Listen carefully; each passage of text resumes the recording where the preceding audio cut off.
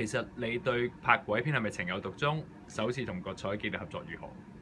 其實我對拍恐怖片就唔係情有獨鐘嘅，只不過係喺第一集嘅盂蘭神功，我認為自己未盡全力，而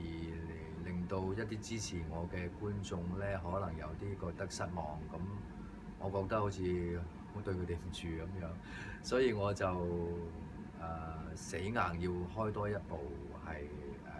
類似嘅題材去俾觀眾睇翻咁樣。而陀地驅魔人亦都係我喺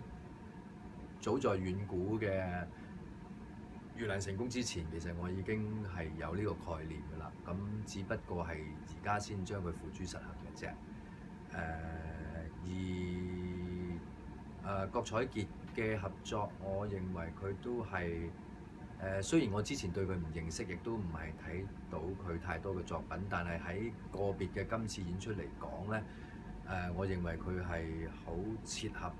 我呢一套戲裏面呢一隻女鬼啦。亦都